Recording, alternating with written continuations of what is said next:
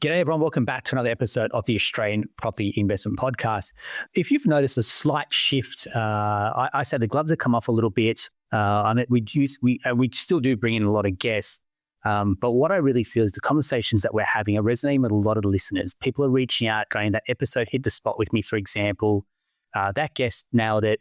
You guys love hearing from our broker team as well. So I'm doubling down on the stuff that we know that works, purely based on feedback. I don't track the listens. I don't track the metrics. I'm not that way inclined. To me, when people are reaching out, going, I got a lot of value out of that last podcast, that is all the feedback loop that I need. We don't need reviews. We don't need subscribers. We just need people that are taking action. So I want to start with that as kind of the platform for today's chat. I've got a fair amount to get through. I've got Damien Walker with me. G'day, mate. How you doing? Good, Aaron. How are you? I'm doing awesome, mate. I'm doing awesome. There's a few points I want to get through today. The first one is a concept that we've just released. Now, in true fashion for me, I have an idea and then I think about the execution later, which you know all too well. But it's this concept of a property powerhouse. Now, I trialed this last year with just a couple of clients. We would meet up on a regular basis. They were strangers to each other, but they had ambitions to grow their property portfolio. And it just seemed to click and work. And when I put this out there, a number of people have come back and said, I want in. So I'm going to talk you through some mechanics and we'll talk you through how we're going to launch this. So what this is, there's two parts to it. There's accountability and community. The accountability is where you come and you say, I want to buy X number of properties in my lifetime. I want to buy 3 properties in 2025. And you're putting that out there to a group that doesn't really know you. But what you're doing is you're verbalizing, you're articulating a goal, which we know that's where you have a better likelihood of hitting that goal as well. And the next part then becomes your accountability and your community. And so there's this community of people that are on the same journey. They're all ambitious property investors. They want to see each other do well. And I had this conversation with a recent client where they told me, look, I want to buy 4 properties this year. I was like, that's awesome. We're going to get that done. We're going to match that energy. We're going to get it done. But I said, would you ever tell any of your friends that you could buy 4 properties? And they're like, absolutely not. This would not go down well with our friend group. And I was like, look, I don't expect friendships to be there to go, financially, we can put this on the table and here's what we're doing. But we should be able to share each other's success. And is that kind of fair? I think it's asking for too much. No, it all depends on the type of friends, right? And I think this is one of the things with life in general. It's I think people keep quiet about money, because jealousy is generally what follows when you do boast, or even not boast, but just show. Yeah, I don't think we'll brag or flex. You're just trying to be proud of what you've done, what you've achieved. Yeah. Some people will take it in the wrong way. Most people will take it in the wrong way, I'd say. Yeah, and that makes me sad because I feel and maybe it's the line of work that we have where people, we see people winning, achieving day in, day out. The nature of our clients typically are action takers, decision makers. That's why you listen to the podcast as well. But I really feel like, welcome to the fold. We want to see you do well. Mm-hmm. Yes, off the back of that, yet commercially, we might do well as a business. Take that aside for a moment and go, I just want to see people, whether they're coming through our business or they've gone through their broker that they've trusted for years and years and years. And they say, look, the podcast has just helped me accelerate my property growth. I'm like, mission accomplished. And I want to be transparent. There's no agenda here, but this is launching in March. So how I see this playing out is, whether the frequency is every 3 or 4 weeks, we bring in a special guest. We're talking high top industry, property experts, people that can break down walls, people that can overcome barriers and challenges, people that have been there, done that. And they're going to share their expertise in an opt-in group, whether we do it as a Facebook Live, whether we do a YouTube Live. I don't know the mechanics yet. That'll come out in March. So again, if that's something that you want in and you say, I want community, I want accountability, because this can be a lonely, if you talk about investing and being your own business, business owners will fail. And I think loneliness will kill a lot of business owners. There's no one to bounce ideas off. There's no one to go, what mistakes are you making? How do I avoid those mistakes? Success leaves clues. How do I follow people's footprints that have done particularly well? I just want that as a community. Yeah. How do I find these people, right? Yeah. Without Googling a bit of brain damage to knock on as many doors, we're going to try and shortcut that bit of success for you as well, because we can handpick people that we know are top tier talent in this space. So it's a property powerhouse. Again, if this is something you love, drop us a DM through our socials, drop us an email, say property powerhouse, and Rachel and our team will add you to our list of people that want to grow and go forward in life as well. There's a podcast that's coming out that I got featured on recently. I'm super pumped when that comes out. So I'm not gonna blow that open a little bit. But I did get asked on that what my favorite quote was, and look, I've got plenty of favorite quotes. That's a big one. To me, the big telling one that I have is show me your diary and your bank account, and I'll tell you what you really value. Argue with me on this one.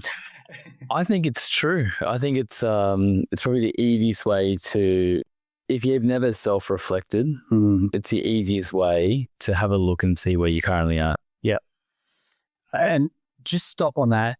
Have a think about it for yourself. Show me your diary and show me your bank account, and it'll show you what your priorities are. Let's put this into context a little bit.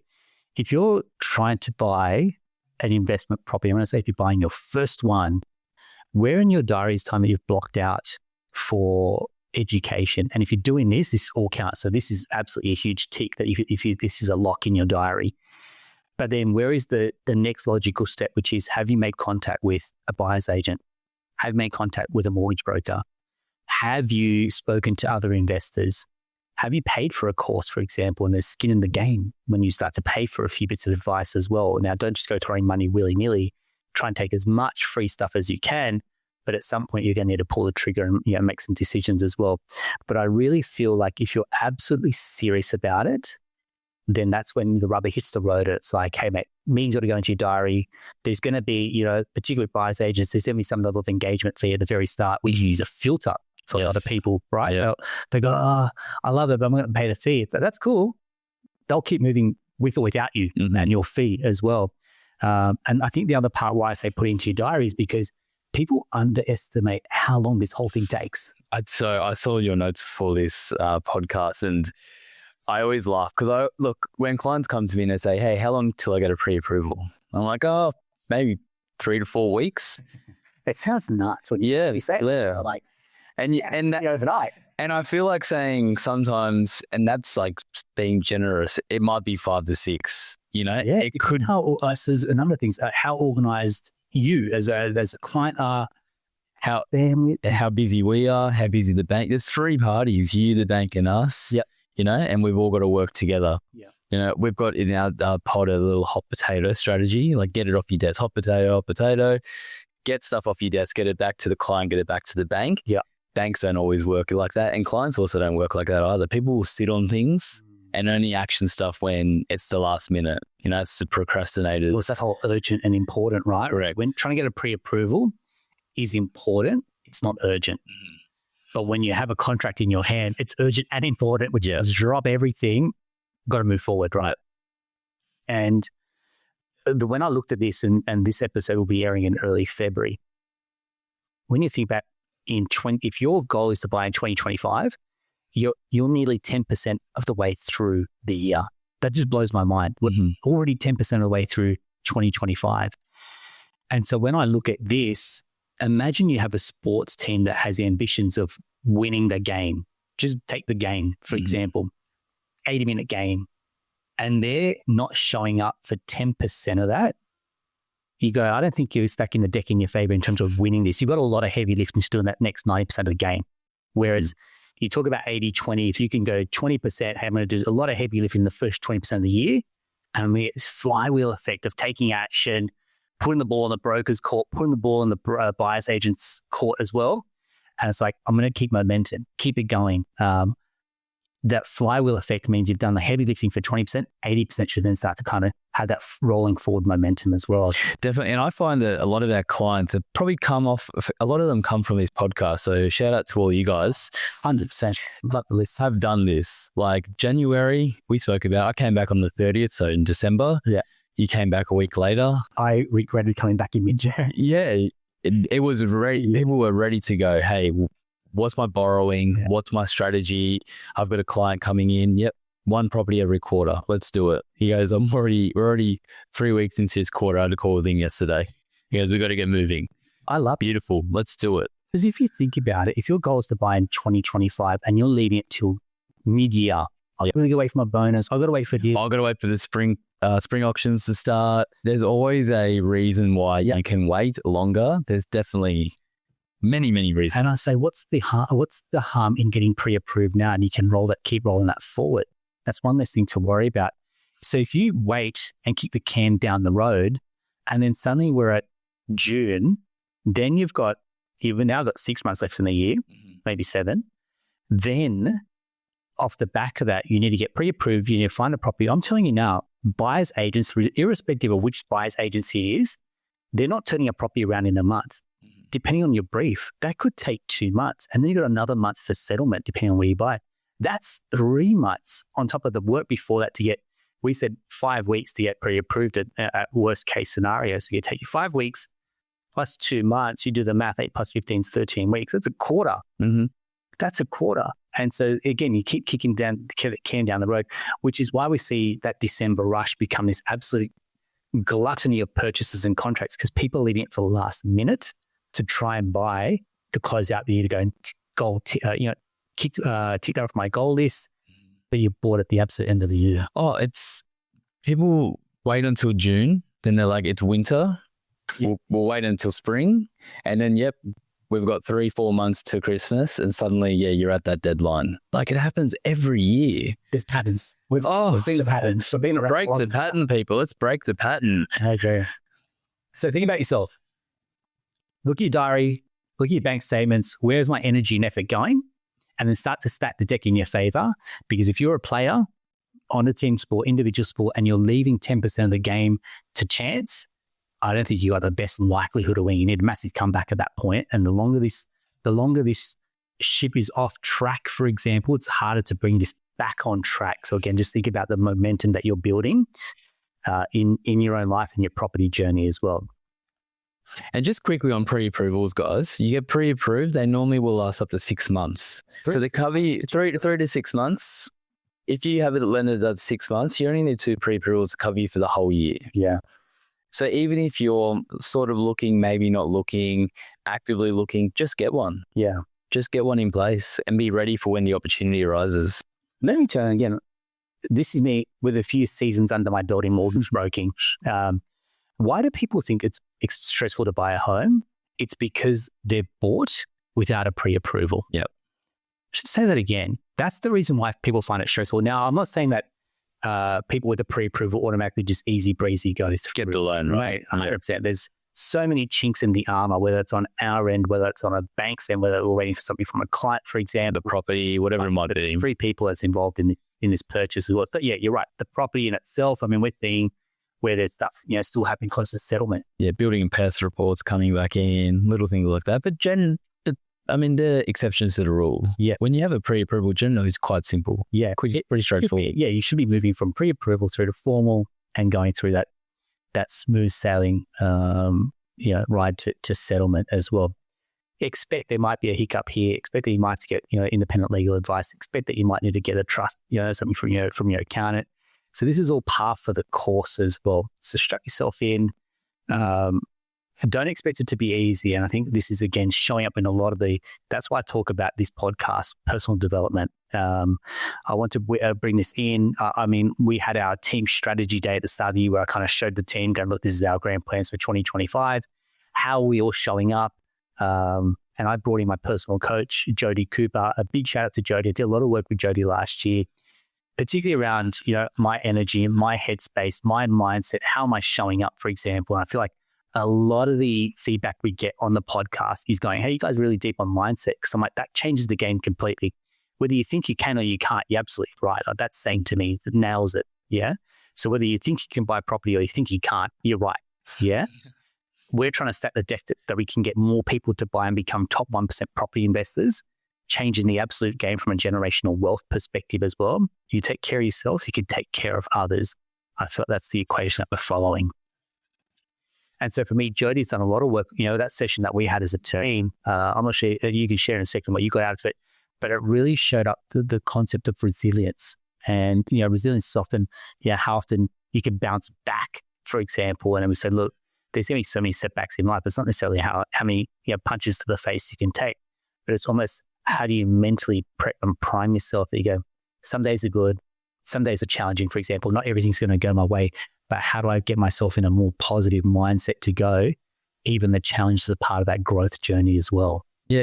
And that ties in what we did with Jody last week and the book that we're studying this quarter, It's mindset. Mindset? Yeah. The growth. And Carol Dwyer? Yeah. So check that out, right? That's something that we're doing as a team. I'm trying to level up our team where we can actually, go to a new level. And we're reading a book together, which is called Mindset. Great TED Talk as well.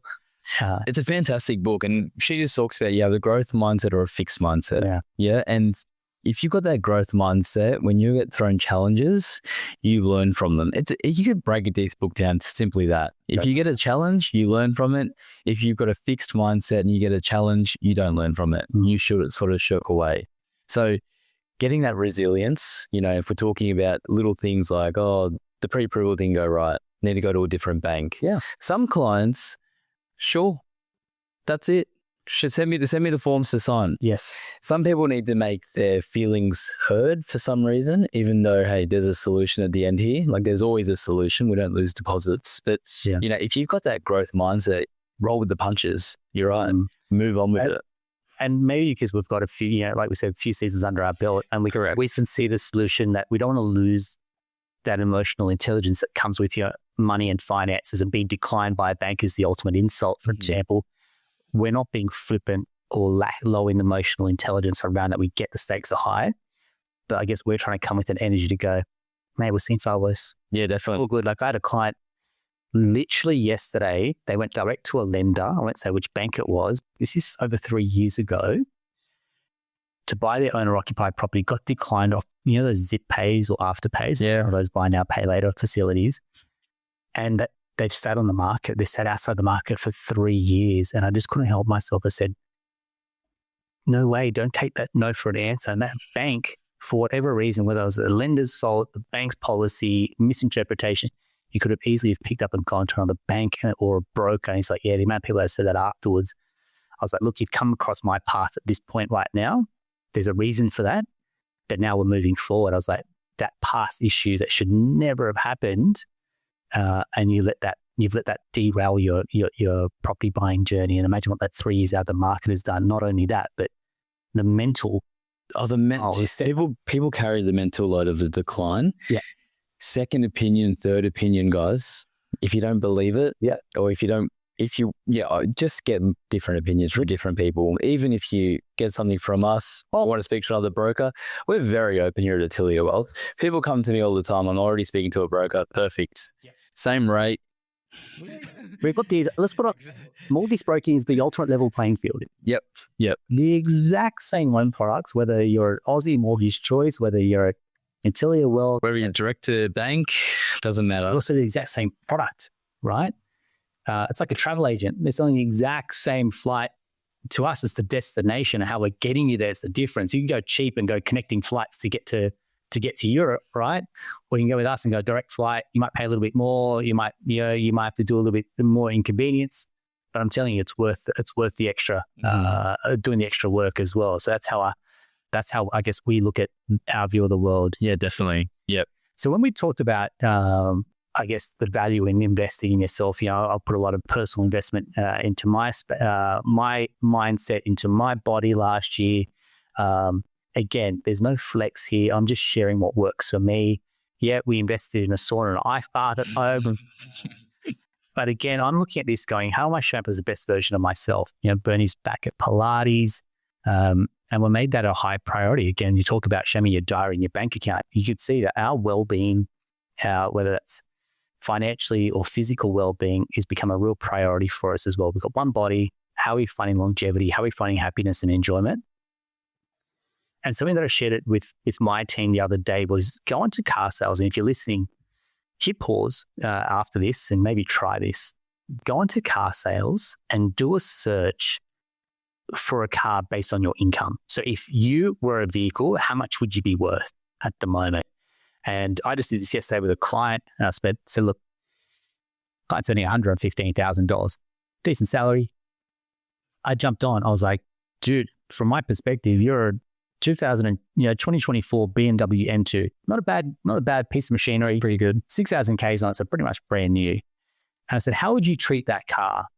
And we're talking about, I was like, mate, service regularly, the best petrol, the best mechanics working on it, for example, insurance, before you even picked it up, you'd have it insured, and everything done. And I was like, it'd be cleaned, it'd be well maintained. Detailed every month. Right. Not a scratch on it, for example. Dogs are not allowed in there. Kids, do not even try. Good. And then I said, mate, when was the last time you invested in yourself like that? If you looked at this, and if you're listening, you are your greatest asset. You are the income producing asset that enables yourself to go and buy properties. So how are you refueling yourself? How are you recharging yourself? How are you taking care of yourself as a priority? Dare say some people are probably spending more on their cars than they are on their personal development and well-being. I think that's very true. And I've got a quote that I looked up before this podcast and I love it. So formal education will make you a living. Self-education will make you a fortune.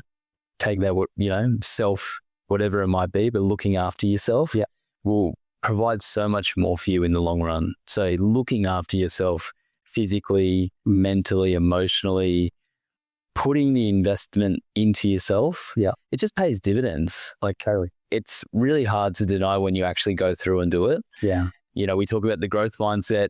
People have a hard time understanding how they can start changing their mindset.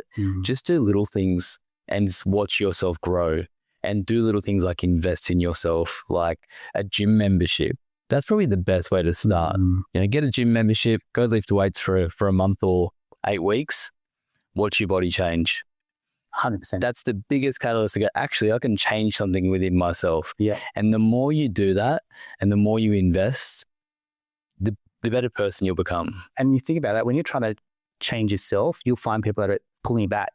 Why are you going to the gym? What a waste of time. Why aren't you going to the pub?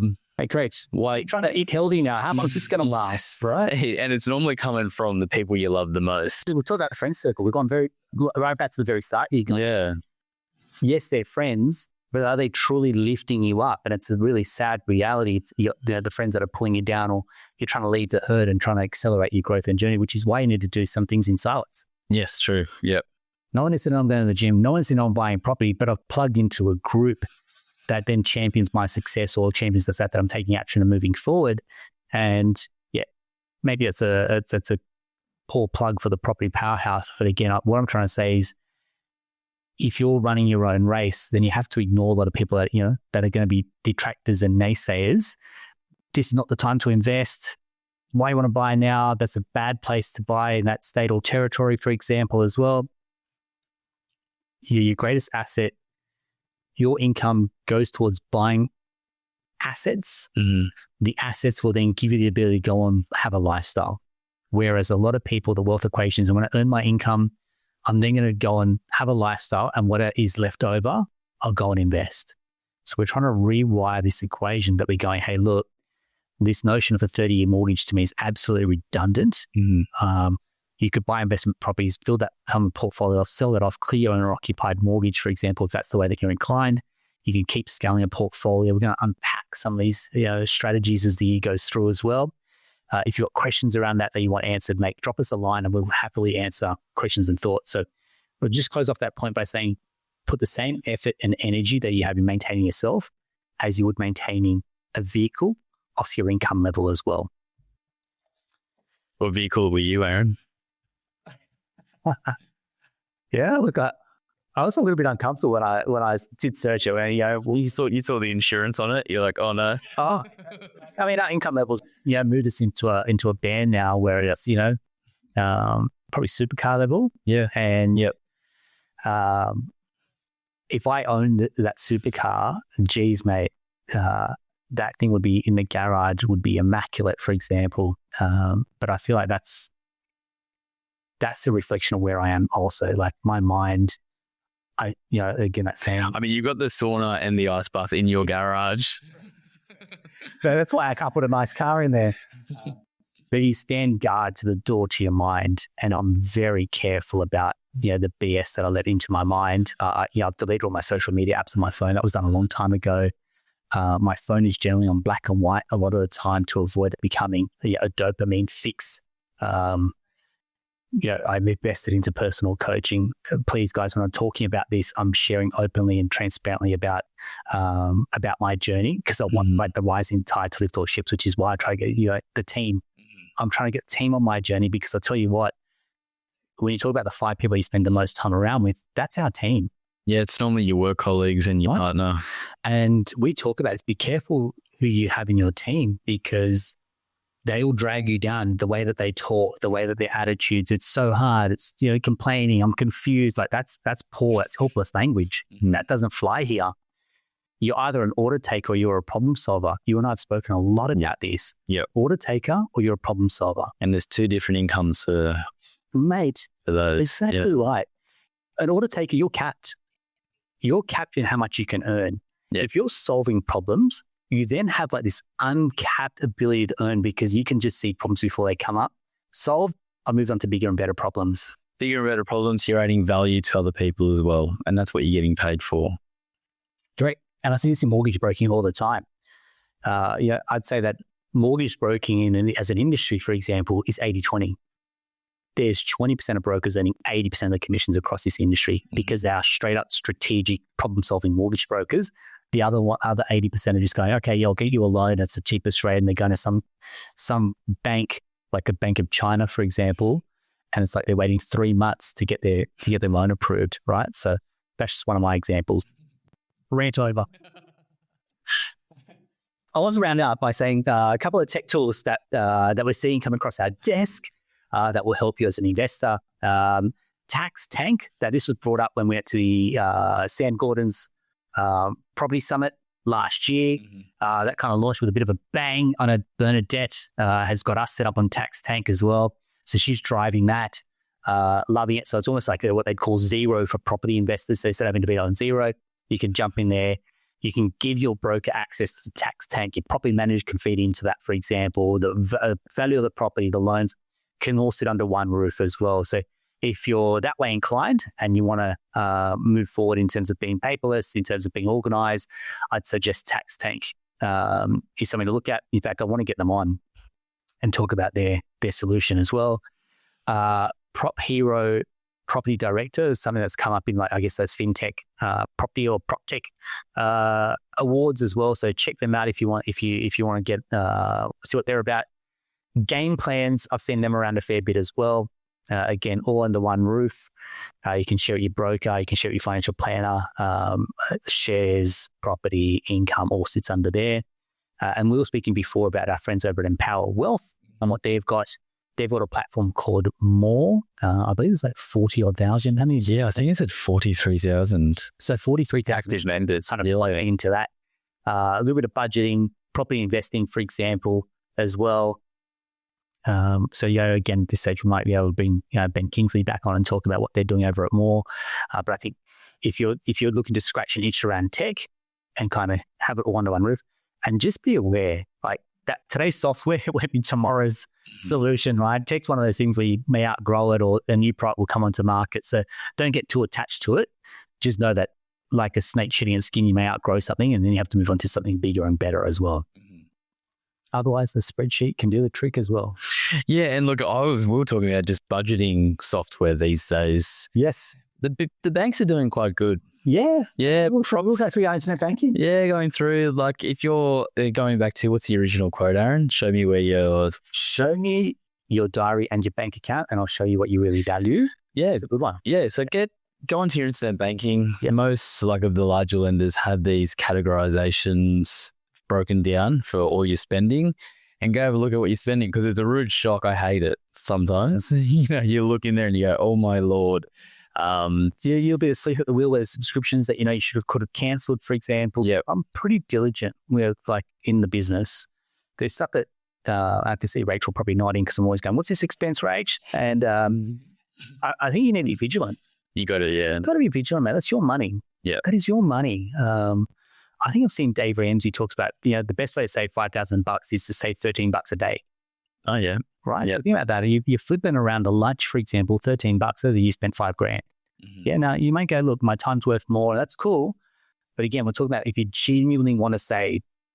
Yeah, those first-time buyers, if you're trying to get that next investment property, have a look at your budget. Yeah, definitely. Dollar counts. And the big one for me, I found, where we had a lot of one-off expenses that were recurring every month.